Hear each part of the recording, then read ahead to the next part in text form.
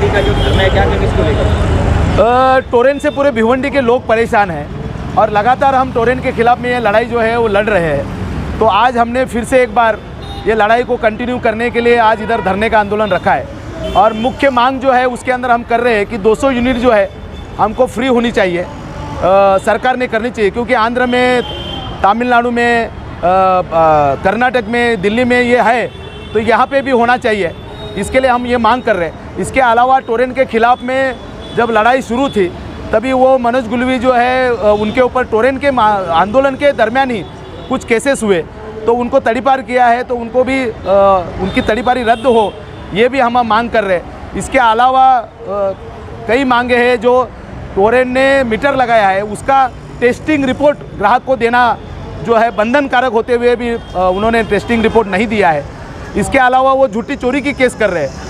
मुख्यमंत्री वही ऊर्जा मंत्री है, उन्होंने विधानसभा के अंदर ऐसा बयान दिया था कि जितनी बिजली भिवंडी के अंदर जा रही है उसमें से जितना गलती है, बिजली कम हो जाती है, वो छोड़ के के सारी वसूली हो रही है।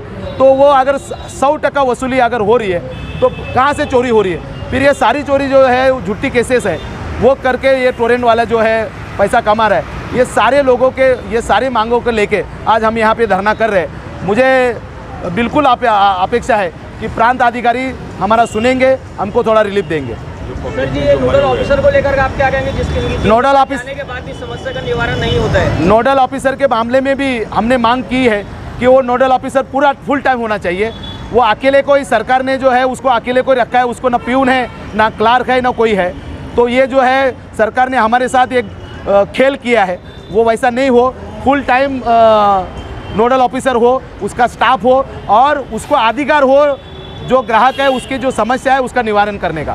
सर जी, जिस तरह से आज यहाँ पर आपने धरना आंदोलन किया है कि 200 यूनिट फ्री होना चाहिए भिवंडी शहर वासियों के लिए, अगर ये नहीं होता है तो अगला कदम आपका क्या होगा? ये आंदोलन चलते रहेगा, कंटिन्यू चलते रहेगा।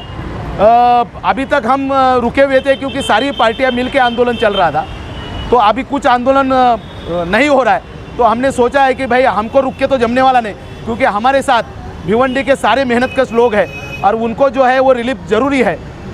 इसके लिए हमने ये आंदोलन शुरू कर दिया है। देखा जाए तो भिवंडी शहर में 6 महीने पहले भी एक अच्छा विशाल टोरेन के विरोध में धरना मोर्चा हुआ था, मगर उसके बाद वो शांत हो गया। क्या कारण था? उसका कारण क्या है पता नहीं, लेकिन सारी पार्टियां मिलकर एक होकर करना चाहिए, ऐसी एक चर्चा शुरू हुई।